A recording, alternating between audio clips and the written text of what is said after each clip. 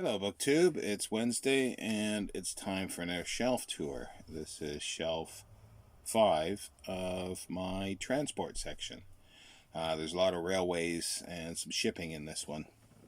Start out with a older railway book, which is quite nice. Let's get the glassine off,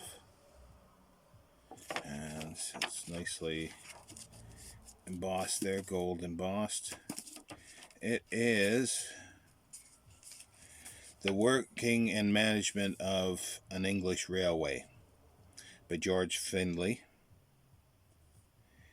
And who was George Findlay? It says here, Lieutenant Colonel, Engineer, and Railway Volunteer Staff Corps Association, Civil Engineers, General Manager of the London and North Western Railway. It's got numerous illustrations, published in 1889 by Whitaker and Company. And it's got pullouts.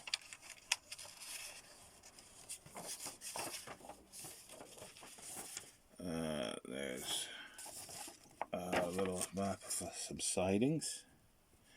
A siding. And the book has never been read fully. It's not has not been opened.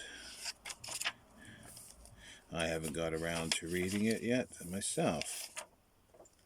And here's Liverpool and Manchester Exchange. I'm not quite sure what this is. It looks like a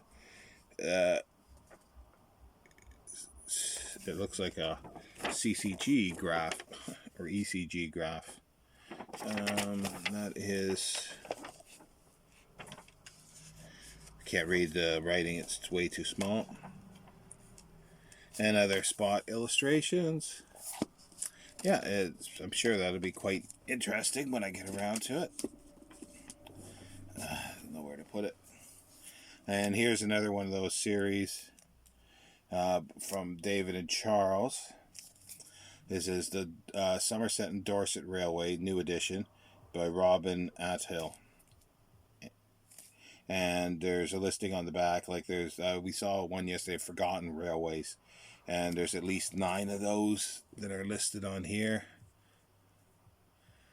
which are really kind of cool. And it'd be the sets I'd like to complete. And this is contributions on locomotives, etc. by O.S. Knock. We met him yesterday. And as I say, David and Charles, first published 1967. This is the third impression, 1980. And the second impression was 1968. So there's a nice frontispiece. And again, it's like they're nice publications. They're general. They're not too detailed. There's nice colored photos in these. And just a number of other black and whites. Bottom one almost looks like a model. It doesn't say, but it looks like a model. Oh. Okay, this is The Shell Pilot to the South Coast Harbors by K. Aldred Coles. It's an oblong book. And you can see a lighthouse on the spine. And it's exactly what it is. It goes through every harbor with photos and all the details about the harbor. It's kind of interesting. It's like a sheet that's down over part of the photo. So I guess they weren't too concerned about that. Yeah, so it's just every harbor with photos and information on them. All out of date now, obviously. This is near one of those Blandford color series, which are kind of nice. This is Another one for Mark Richardson, Lifeboats of the World, a pocket encyclopedia of sea rescue.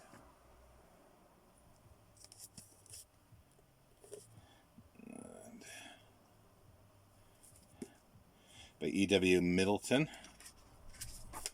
Blandford Press, 1977, and it's just chock full of colored photographs and black and white ones as well. This is a little different. It's an interesting book. So it's a little out there on the edge for this collection, but it's Salt from the Sea, 1939 to 1945 by J.D. Ladd. It's another David and Charles book.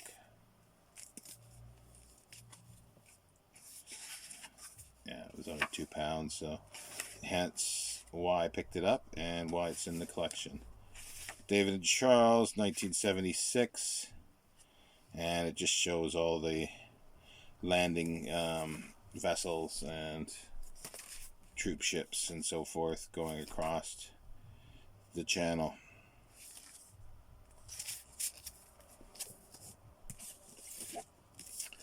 Clyde Navigation, the River Clyde.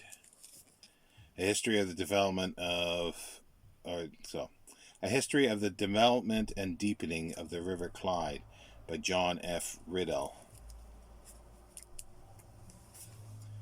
And John MacDonald Publishers, Edinburgh, 1979. And yeah, it's just talks about it and showing like little canal or offshoots that were built to house for the shipbuilding, and it's a history of that. The transformation of the River Clyde from a shallow shoal-filled stream into a waterway able to float such great ships as the Lusitania and Queen Mary was a feat of engineering of which Glaswegians are rightly proud. Glasgow did make the Clyde, and the determination of its citizens, the skills of its engineers, and the immense power of the steam dredger enabled the city to become both a major port and a shipbuilding center, once unrivaled in the world. And then we've got another Clyde book. This is more of a picture book. There's not much to it, but it's quite nice. Is it a Batsford? Yeah, B.T. Batsford. It's Clyde Shipbuilding from Old Photographs, introduction and commentaries by John R. Hume and Michael S. Moss. And Batsford, 1975. And it's exactly what it is. It's just a picture book. But it's quite nice. Again, yeah, it was cheap. So. Okay, we got Steam and Sail in Britain and North America. So, but because it's Britain, it is in my collection. Nothing substantial about it. It's 80 photographs, mainly from the National Marine Museum, depicting British and North American naval, merchant, and special purpose vessels of the period of transition from sail to steam. Selected, introduced, and described by Rear Admiral P.W. Brock, trustee, and Basil Greenhill, the director of the museum. It's a David and Charles, and it's 1973. And again, there's it's photos, but there's a little more text in it than the previous one.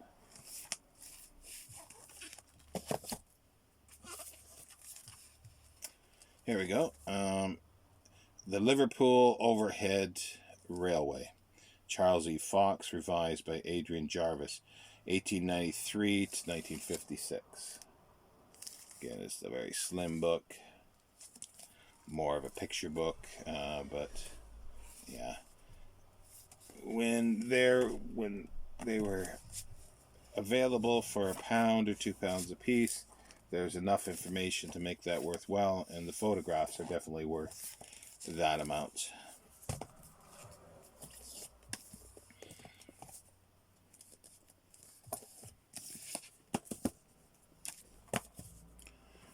Okay, let's continue on. Another slim one, Pictorial History of the Royal Navy, Volume 2 and Volume 1. Volume 1, 1816 to 1880, and Volume 2, 1880 to 1914, by Anthony J. Watts. They're nice, little, exactly what it said, just a pictorial history, but they're quite nice in of themselves. Ian Allen, published in 1970. And there's about half of it's text, and the rest is illustrations, drawings, documents, photographs, and whatnot. And same for Volume 2. Obviously coming up to. Okay, so very brief introduction to the Royal Navy.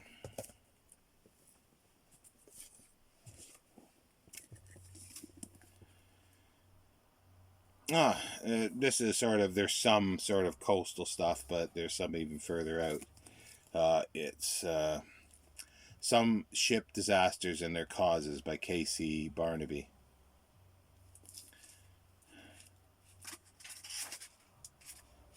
Pound. So, Hutchinson of London, 1968, and it just goes through those early battleships: loss of the Royal George, loss of the Birkenhead, loss of the San Francisco, loss of the London, Amelia, HMS Captain, the Daphne disaster, the missing Awarta, Hope Star, missing Hope Star, the case of the Mary. I'm assuming that's the Mary Celeste. I've read a couple of these. Yeah.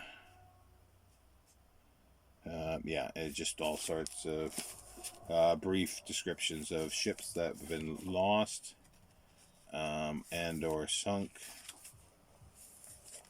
and photographs. Here we go. It's sort of like the Blandford ones, but it's another series. This is British Coastal Tugs and Trawlers Revised Edition. And it's by Gilbert I. Mayers, Ian Allen Limited, 1975. And it's basically, it's photographs and just complete description and lists of the ships, the tonnage, length, breadth, speed, engines, for each shipping company, and that's all it is.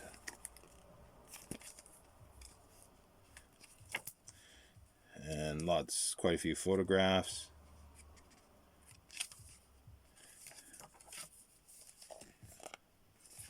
And yeah, it's not something you read. It's just something to look up or just browse through and be interested in the shapes and sizes of ships. And we got the same thing for warships of World War One. H.M. Le Fleming. Again, this isn't really fully for the collection, because it's more warships, and there's warships of World War II, which I don't have. It's a companion volume, but it's the same thing. It's got all the information with photos and so forth. But again, it's better there than anywhere else. Another Blandford colored series. Farm tractors in color.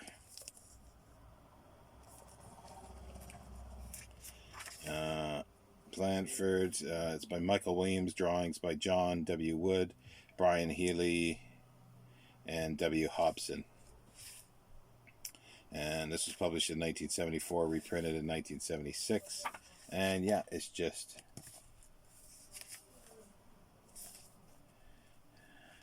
almost tank looking there with the...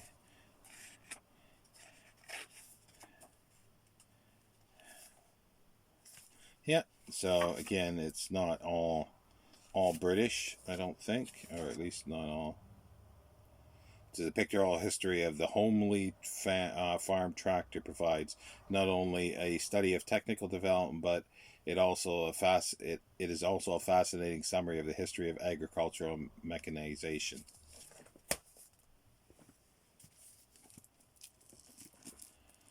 Here we go. Getting back to ships, it's Liverpool Shipping, A Short History by George Chandler. Beautiful wraparound cover. And map end papers.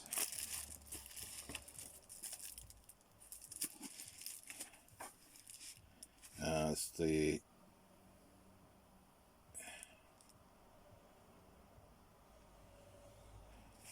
frontispiece of the harbor, and I'm not sure that's could be the Liver building. Short history, Phoenix House, published 1960, and yeah, it's just exactly what it says. The history of Liverpool shipping. 3 years ago, the city of Liverpool celebrated its 750th year as a free borough. But the port of Liverpool has also recently entered the second century of the Liverpool Steamship Owners Association and the Mersey Docks and Harbour Board. Dr. George Chandler, the librarian of the city of Liverpool, who was responsible for the celebratory history, here addresses himself to the repair of what he calls a remarkable omission, a popular but reliable guide to the history of Liverpool shipping as a whole and its part in developing trade with all parts of the world.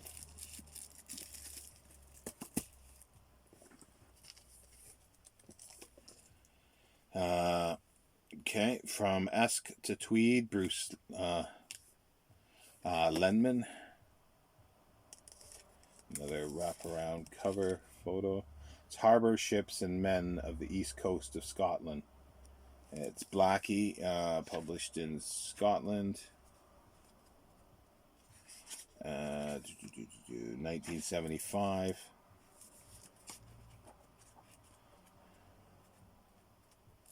It's quite interesting with lots of photos. Yeah, it's just exactly what it says. Let's see what it is. 200 years ago, Culross was a thriving industrial port, and Grangemouth a marshy and hospitable plain. With the passage of time, Grangemouth has become a major oil terminal, whilst Culross has retired into comparative obscurity. On the stretch of east coast from Esk to Tweed, there is a remarkable range of ports and harbours of all sizes and functions. This complex fabric is unwoven to give a lucid exposition of what such towns as Dundee and Leith rose to eminence, always looking at the developments in an extremely in a contemporary context of social and economic moves. Moraes, sorry.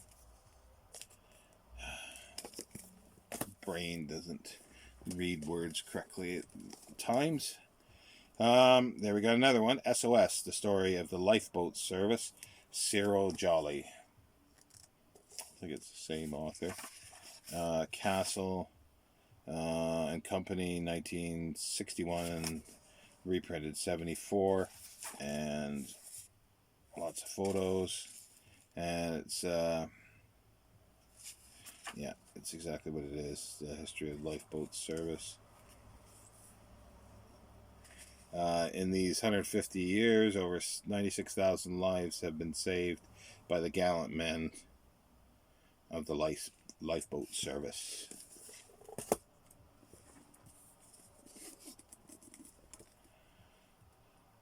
And here we go, another history of Northeast shipbuilding.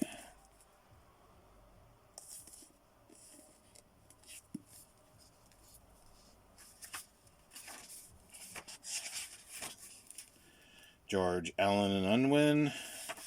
It's by David Dugan, 1968. And it's again has these interesting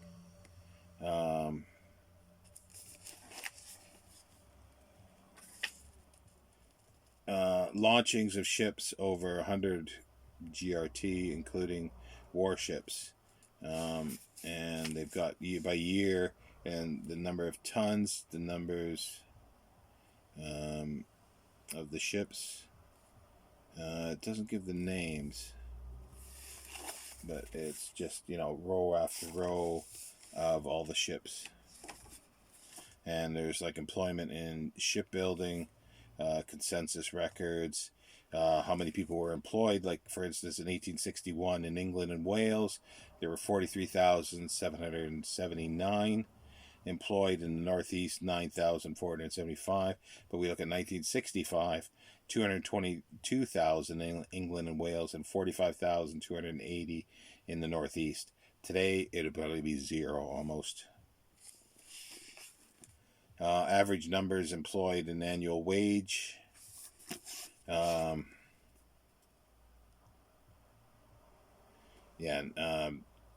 640 average number of men employed in 1879, 640. And that's the Wallsend Shipway and Engineering Company Limited. And sort of 49,000 pounds was spent on wages, with an average wage of 76 pounds 10 shillings, and that's per person. That was in 1879, which doesn't sound too bad. And they've got other companies as well, wages and earnings in the shipyards, for instance. All the shipyards. It's just, those are sometimes just the most fascinating thing to look at, is those appendices.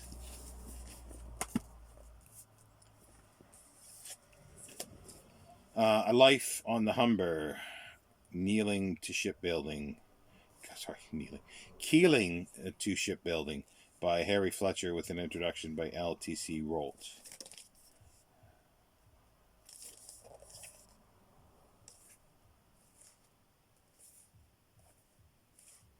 Different photo. The back cover is this, it's like the front, but a different photo. Didn't notice that before. This is very short. It's Faber and Faber, and 1975 is the publisher. And it's a local history, sort of. It's just life on the Humber. It's shipbuilding on the Humber River, with photographs and just a brief history. Shipbuilders of the Thames and Medway, Philip Banbury.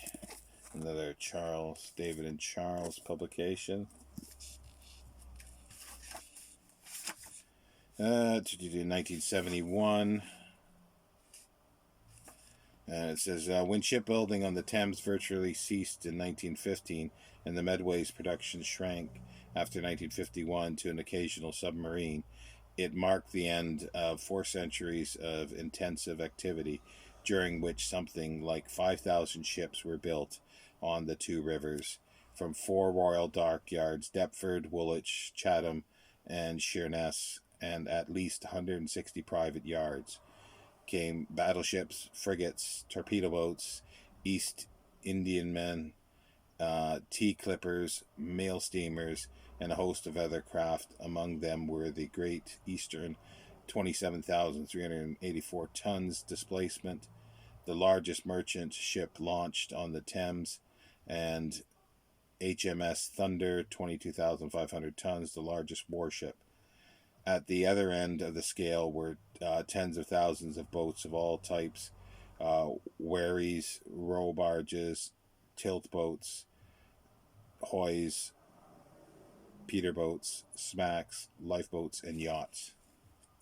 And it's a history with photos as well. I just love those David and Charles publications. Steamers of the North. And Speak of the Devil, David and Charles again. And nice map for the frontispiece. It is Ian Brooke with an introduction by John Thomas, and 1976. And again, the appendices are cool. Fleet lists. The following lists include all vessels believed to have sailed on passenger ferry duties on the 4th. All known details are given for vessels which traded regularly or were owned locally. For vessels chartered or used only on some special occasion, the entry is restricted to having details at the time of the vessel's use on the 4th. And it's just, again, it's very small print, but we've got the name of the ship. I can't read it all, but it's like, just all details of each ship.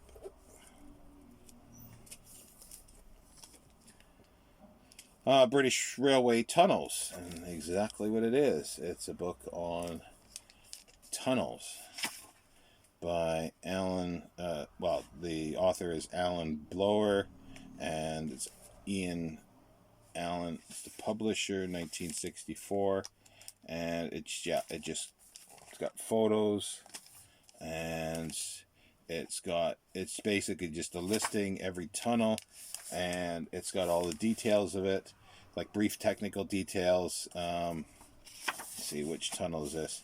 Clipping Sodbury Tunnel. And it tells you what line it's on, the original owners, when it was built, brief technical details, the span, 27 feet 6 inches, height 20 feet 9 inches, profile semicircular, materials of construction, part brick lining, remainder unfinished stone portals, tracks double, strata lower and upper lines and gray limestone, and shafts 6. Yeah, so it's got all those details of each tunnel.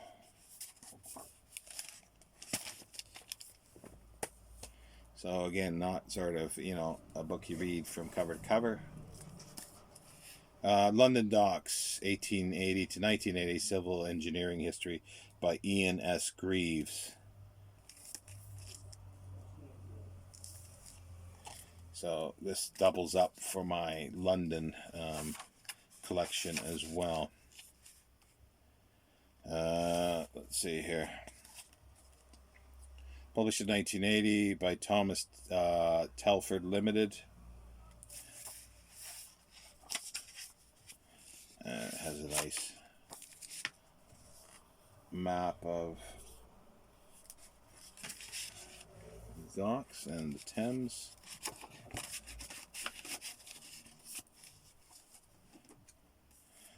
Photo, it comes up to modern times, so 1980, so as well. River Ferries, Nancy Martin. Okay, no comment. It's just an odd combination.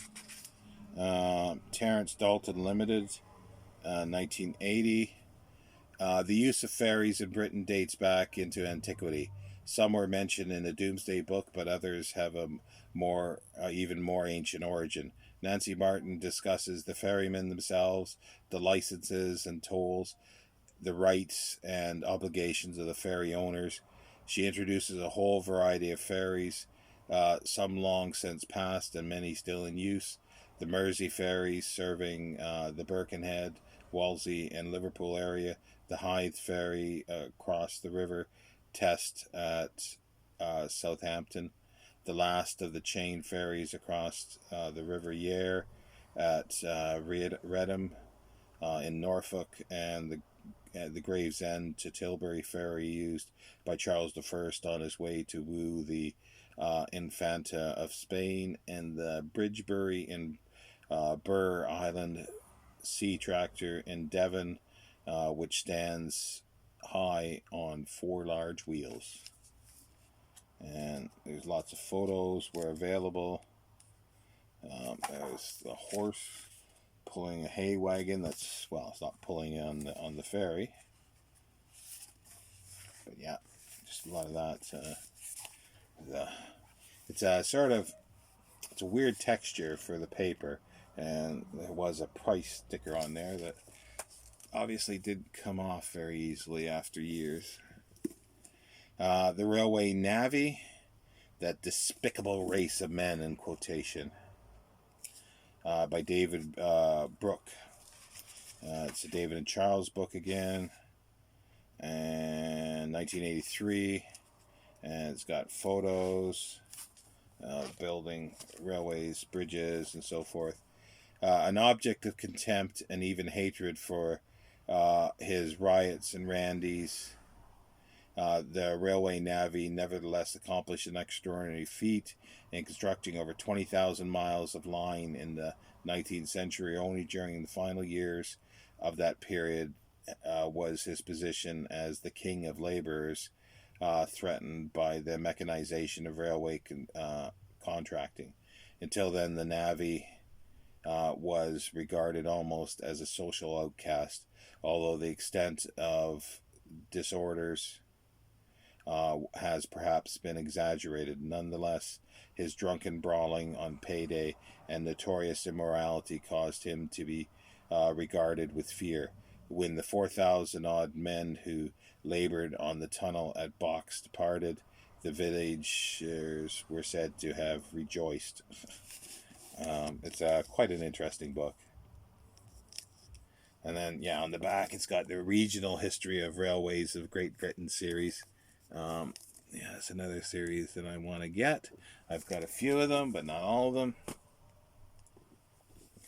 This is going to be a long video. I do apologize. History of Tramways from Horse to Rapid Transit. R.J. Buckley. There are David and Charles. Published in 1975. When the tram has declined to the point of extinction in many countries, ousted during the last half century of the more flexible motor bus, it has just survived in a few countries to be looked at afresh with more favorable eyes by far-seeing city fathers who see it in newly developed form on segregated tracks, possibly underground, and called by such indescriptions as rapid transport, transit, or metro. And it's got photographs too, but it's not just confined to England, but that's fine. Here we got 2 volumes. Gresham Books, nice with jackets. The back covers are quite nice too. And it is Our Iron Roads. It's a reprint by Gresham Books. Reprint in 1981. Originally published.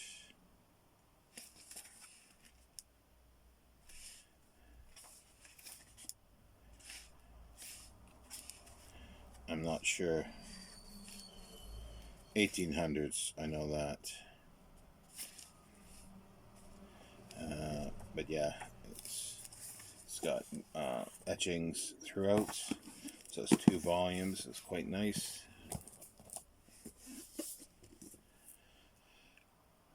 Yeah, this one I couldn't pass up, even though it's not so much coastal things. It's Carrying British Mails Overseas.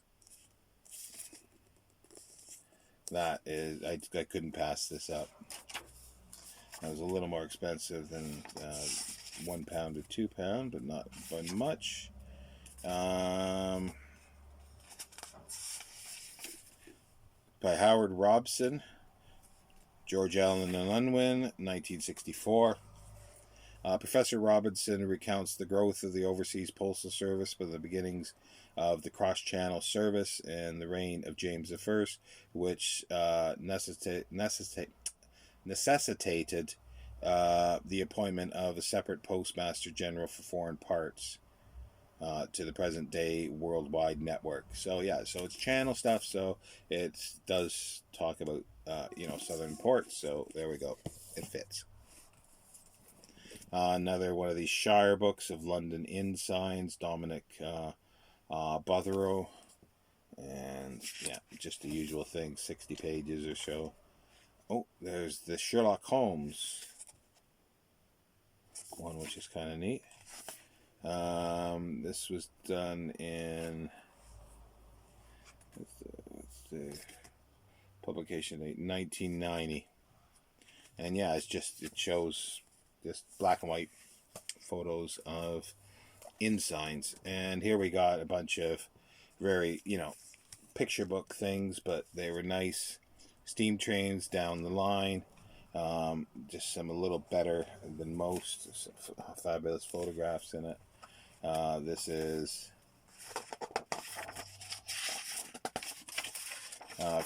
Steam Trains Down the Line, Frank Farniho, Tyndall. It's a Discovering Yesterday series, 1975. Very, it's like 45 pages long. There's not much to it. And here's another one, Steam Traction Engines, Memories of the Men and the Machines, Harold Bonnet. Same deal. Just very, very brief. Lots of photographs and little text, but actually quite well written. To be surprising, it's not bad. This is cool. Bizarre Ships of the 19th Century. Again, not fully things that are. It's not fully sort of fitting into my overview of the transport of the UK, but it is enough, by John Guthrie, because it's just such a oddity. Excuse me if you heard that. That was my stomach. 1970, published by the Hutchinson and Company, and it's exactly what it says. It's the 19th century was a period of transition in the history of naval architecture, when the Industrial Revolution changed the whole pattern of sea transport from wooden sailing ships to steel steamers in two generations. Parallel with the evolution of the conventional steamship, however, a number of odd craft were developed by intelligent and energetic laymen with a view to improving on the efficiency of the stability of the professional designed ships. And there's just some very, very odd looking ships that are in here. Like, I think there's one that's totally round. There's one that was sort of oblong.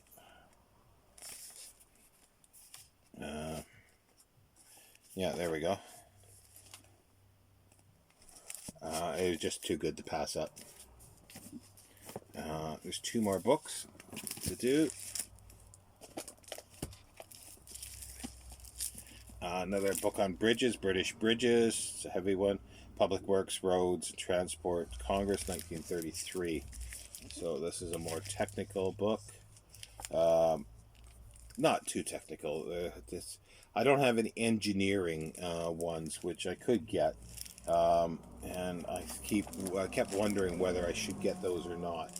But it just goes through all the bridges, and it just gives a little a photograph and a little history of them. So it's not really technical, but it's a little more official. It's a big book, 1933, as I say. It's very heavy too. It's an illustrated. Yeah, it says technical and historical record. So yeah, it is more technical. If I remember, I thought I remembered that. Forward by the Honorable Oliver Stanley, MP, Ministry of Transport. An introduction by Mr. John Buchan, MP. John Buchan. I wonder if that is John Buchan. I didn't look. and a paper on bridge development by Mr. C.H. Bresley, Chief Engineering, Roads Department, Ministry of Transport, and 19 Public Works, Roads and Transport. It's published by the Organizing Committee of 1933. It's got a jacket still too, which is nice. And another one on bridges, The Span of Bridges, an Illustrated History. So it's not specifically British bridges, but it was, cheap enough. An Illustrated History, H.J. Hopkins, David and Charles, 1970. And yeah, lots of photographs, and not all British, I don't think. It's bridge engineering. Just with Span of Bridges traces the interplay of ideas and organizations, of theory and practice from the turn of time to the present day in an attempt to keep the story simple. Each chapter deals with only one type of bridge, linked by chapter headings, which reflect an idea of Robert Hooke, greatest of all philosophical mechanics. The impact of his work and that of other scientists is interwoven with the story of the great bridge builders. So, there we go. That's shelf 5. And it has gone on a bit. I do apologize. 40 some minutes. So I'll leave it there. I'll be back Friday. I might be back tomorrow with something, but we'll see. I'll be back definitely Friday with Friday Reads, and then another shelf tour on Sunday, but then our book to film for Saturday, and that is A Farewell to Arms, the Ernest Hemingway book, and the Frank Borzage, Gary Cooper, and Helen Hayes film from 1936, I think it is. Anyway, I'll see you next time, BookTube. Thank you.